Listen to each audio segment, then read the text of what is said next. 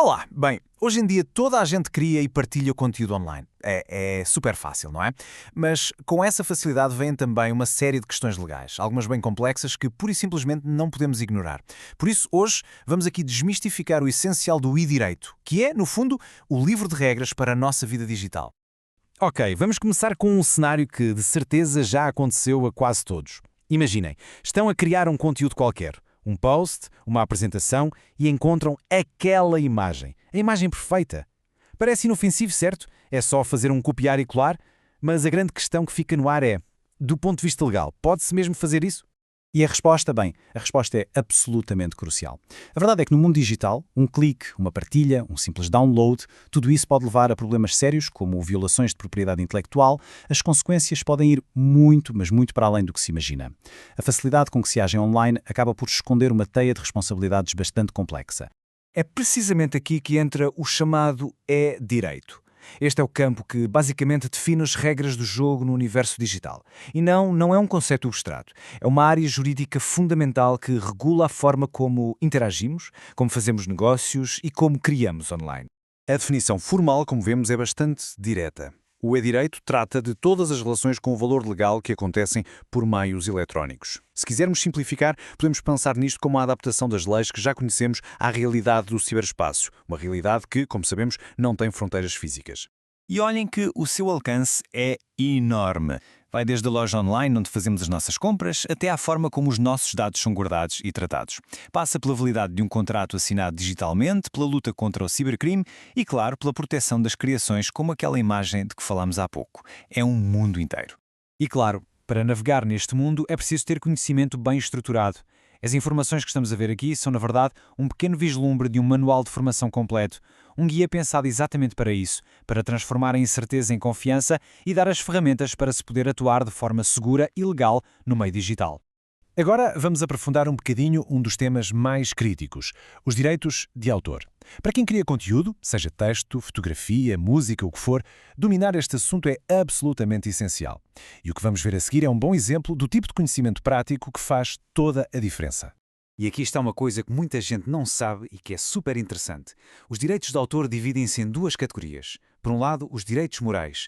Pensemos neles como a ligação pessoal e eterna entre o criador e a sua obra, o direito de ser reconhecido como o autor. Depois temos os direitos patrimoniais, que são a parte económica, o direito de decidir como a obra é usada e, claro, de receber dinheiro por isso. São de facto duas faces da mesma moeda e é vital perceber ambas.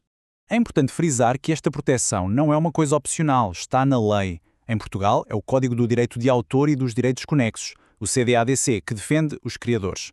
E o ponto fundamental aqui é que conhecer estas regras não é só para advogados, é para qualquer pessoa que crie ou que simplesmente utilize conteúdos de outras pessoas. Vamos agora mudar de tema e olhar para outro pilar do e-direito, um que afeta literalmente toda a gente, quer se tenha um negócio online ou apenas um perfil numa rede social, a proteção de dados. Na era digital, os dados são um ativo valiosíssimo e a sua proteção é uma obrigação legal muito rigorosa. Então, afinal, o que são dados pessoais? Bem, o Regulamento Geral sobre a Proteção de Dados, o famoso RGPD, tem uma definição muito abrangente. Não é só o nome ou o e-mail. Como vemos nos exemplos, uma fotografia, uma morada ou até o endereço de IP são considerados dados pessoais. No fundo, é qualquer informação que possa levar a identificar uma pessoa. E o RGPD não é uma sugestão, atenção, é uma lei europeia com força em Portugal que impõe obrigações muito claras a qualquer entidade que lide com dados pessoais. E ignorar esta lei pode resultar em coimas pesadíssimas. Podem chegar aos 20 milhões de euros ou a 4% da faturação global de uma empresa. É um risco que, francamente, não vale a pena correr. Estar em conformidade com a lei é um processo, não é um ato único. Podemos pensar nisto como uma checklist essencial. Cada um destes pontos, que até podem parecer simples, desde ter uma base legal para tratar os dados até garantir os direitos das pessoas, na verdade, desdobra-se numa série de procedimentos detalhados que têm de ser implementados e geridos com imenso rigor. E este número ilustra na perfeição a urgência e a seriedade disto tudo. Se houver uma violação de dados, imaginem um ataque informático que exponha dados de clientes, a empresa tem no máximo 72 horas para notificar a autoridade de controle, que em Portugal é a CNPD. É um prazo curtíssimo que exige que existam planos e processos já bem definidos. Tudo o que vimos até agora é, como se costuma dizer, apenas a ponta do iceberg. O objetivo desta pequena análise é, acima de tudo, despertar a consciência para a complexidade e para a importância do e-direito. Mas ter consciência por si só não chega. O passo seguinte, e o mais importante, é passar à competência. Esta citação resume a ideia na perfeição.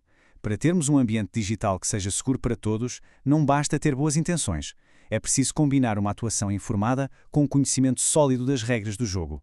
É isto que permite trabalhar com confiança, protegendo o nosso trabalho, o nosso negócio e os nossos clientes. E terminamos com uma pergunta que fica para reflexão. Olhando para a nossa própria presença online, para a forma como usamos imagens, como recolhemos e-mails, como gerimos um site, será que essa atividade está de facto protegida do ponto de vista legal? Se a resposta não for um sim imediato e cheio de confiança, talvez esteja na altura de aprofundar um pouco mais estes conhecimentos.